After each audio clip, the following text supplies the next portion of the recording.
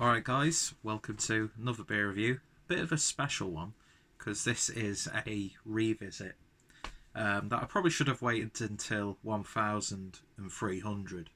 That's beer reviews, not subscribers. I'm never going to make that 1,000 subscriber mark. Neither should I, by the way. But if anybody wants to promote these videos, then feel free to do so. Thank you. So, yeah. We're revisiting Lorelei from Omnipollo, brewed in collaboration with Siren, and this was part of like a homebrew competition that I believe both Siren and Omnipollo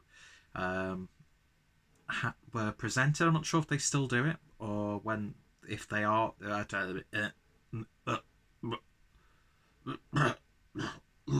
don't know if they still have that competition or when they stopped it. I'm not sure, but yeah. So Dave Strachan was the winner when they first initially brewed this, and they've rebrewed it. I think they've rebrewed it a few times now. But this is Coconut Maple Toast Imperial Porter brewed with toasted coconut and maple syrup, 10.5% ABV, 330ml bottle. Beautiful, simple. Don't fully understand why it is a afro comb, but Lorelei.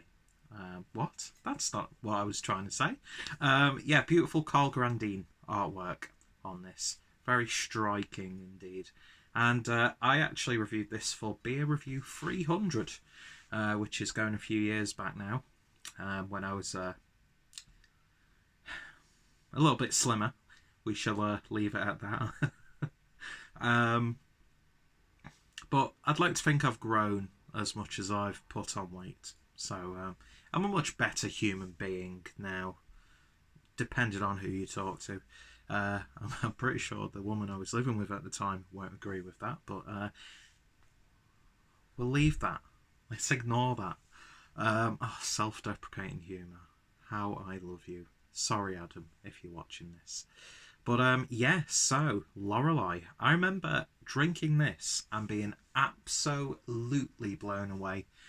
Mainly because at that time the idea of these ingredients being added to a beer were just mind-blowing to me. And I mean, we've come a hell of a long way with beer in such a short amount of time when you think about it. Can't remember when I uploaded it. I did have a look at what beer review number it was, but I didn't actually have a look at when it was uploaded. So I'll put my original review down below, so if anybody is sad enough, they can compare notes between beer reviews, and when I say that, I'm joking. But yeah, if you want to hear my original thoughts and opinions with my baby palette, then I will put that link down below. But yeah, I mean, this really doesn't sound like too insane nowadays, does it? With all the additions that are in Imperial Stouts and Porters nowadays. So I am going to take that into consideration with my review. I am not the same. I don't have the same palate as I did.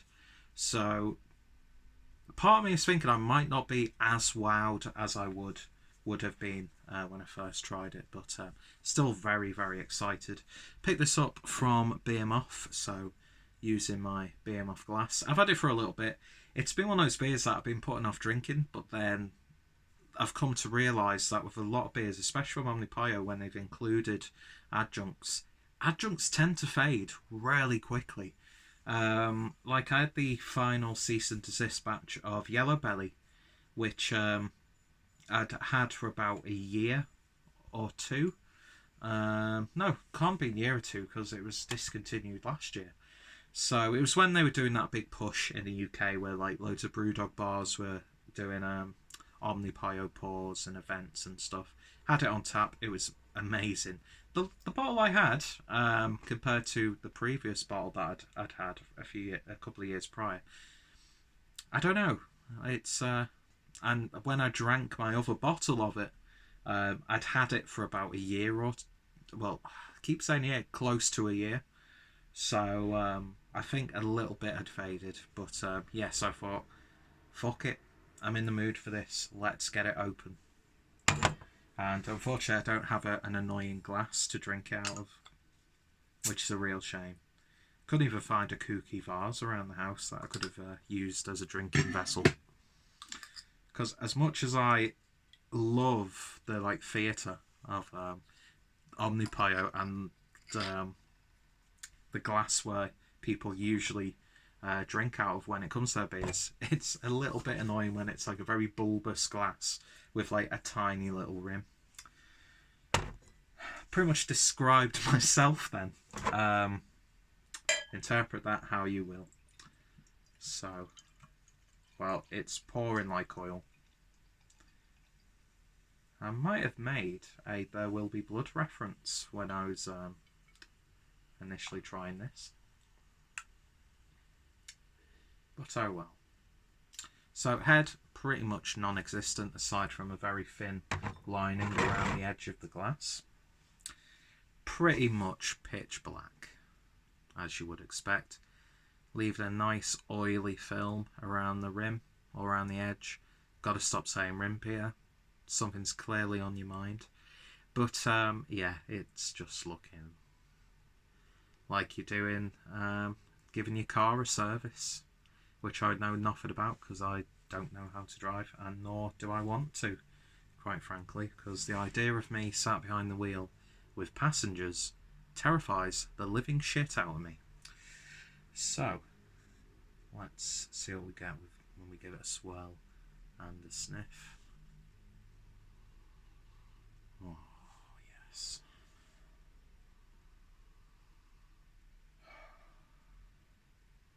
That smells good. Definitely get the maple syrup in there. Coconut, very slightly. It's more lending itself to the other aromas in there, so it has that slight dark chocolate Bounty Bar sort of aroma.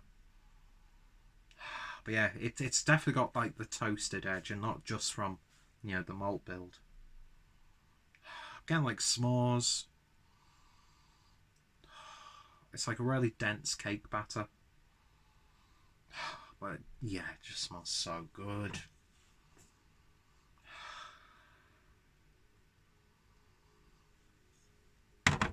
Even though I've come to really criticise maple syrup being used in beer. So we'll quickly glide over that and get on to the tasting. So cheers, folks.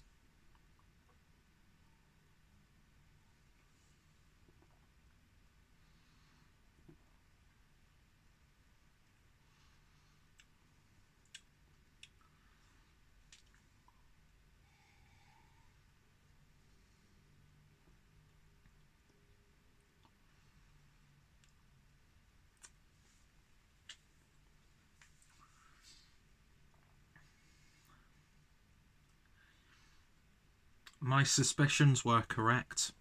I'm not as wowed by it this time round because there are a lot of familiar characteristics. That's not to say it's a really nice beer, by the way. That's not what I'm getting at, but it's just not grabbing me as it probably did in my first review of this beer back then.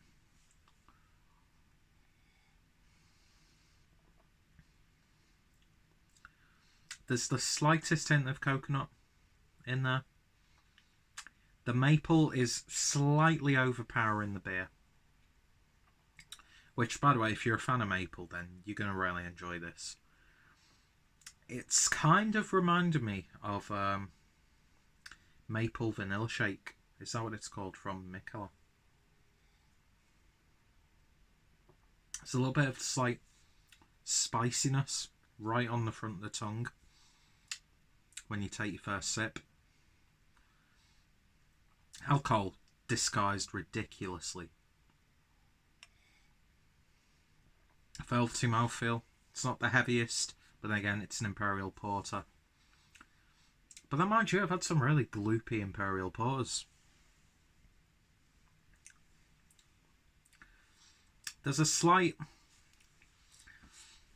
Tell you what, it does have a really like dark chocolate flavour. Like a melted dark chocolate. I'm getting a melted dark chocolate in there. It's not as decadent as I thought it would be or remembered it being. But again, you know, this is like a couple of years, if not maybe 1 or 2 more between the last time I had this beer. So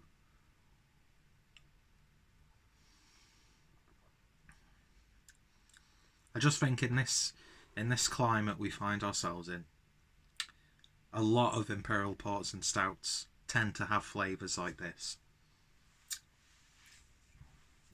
But it's got like a really like green sort of 80% cacao, like cacao chocolate, dark chocolate flavour to it. It is really chocolatey, actually. Then you've got that maple. I'd like a little bit more coconut. It does have a slight bouncy bar character. It's kind of reminds me of what's it? Intergalactic Bounty Hunter from the brewery who I'm not going to butcher on this video in terms of their name. Demoiselle or something like that, I can't remember. But it's still really damn good. And it's nice to revisit this. It's taking me back to that time that I found myself in when reviewing the beer, which I look back on in both fondness and bitterness. But yeah, really easy drinking. It is desserty. When this was first released, it was, you know, absolutely insane. Omnipollo at that time were just really taking the sort of beer world by storm, with really exciting concepts and brewing techniques and ingredients that you wouldn't usually expect, which, you know, sort of divided a lot of people. But yeah, Omnipollo's dark beers, they've got a reputation for a reason, and this is still a lovely, lovely beer, but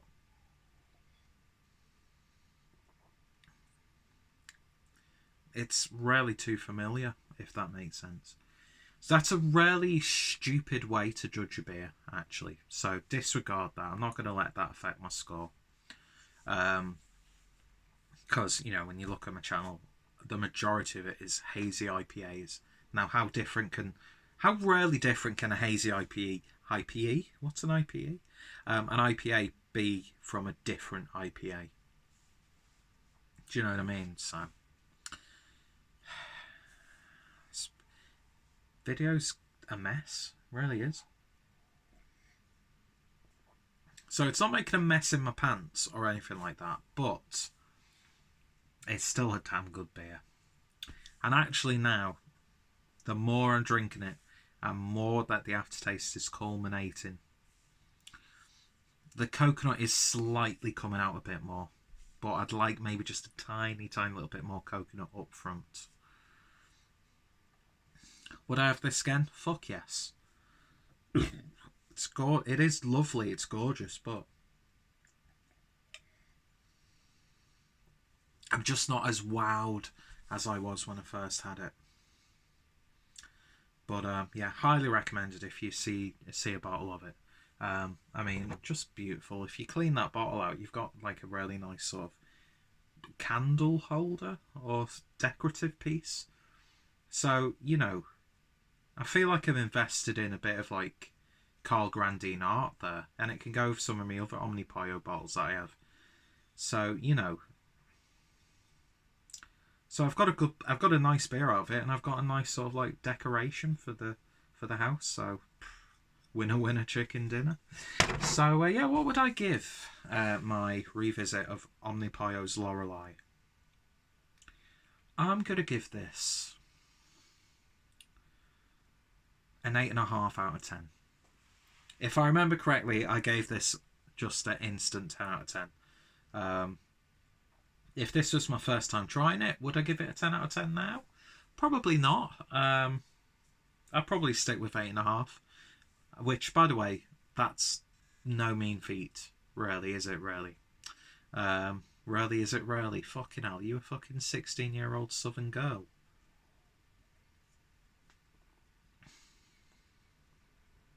But yeah, lovely stuff. Lovely stuff indeed.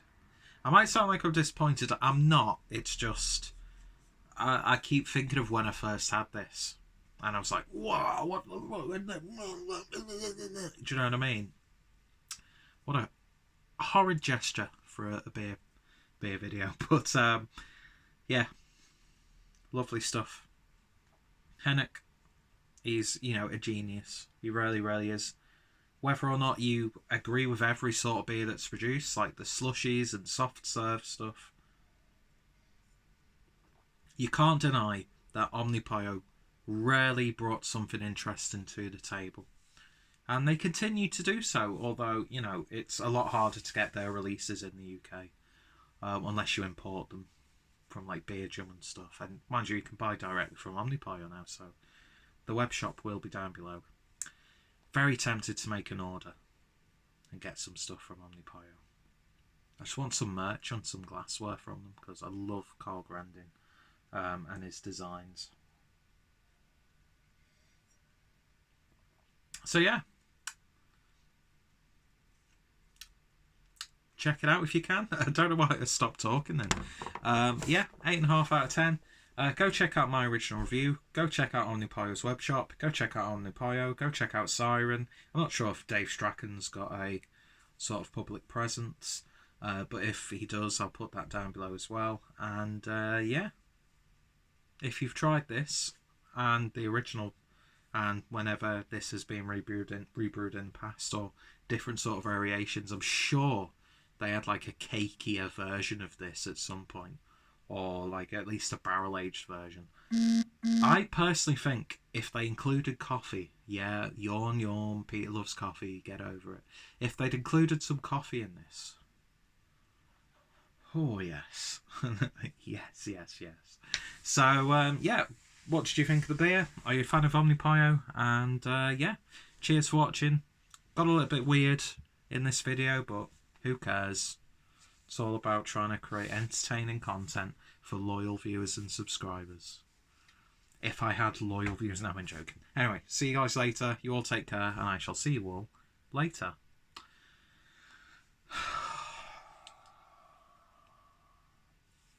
Kill me now.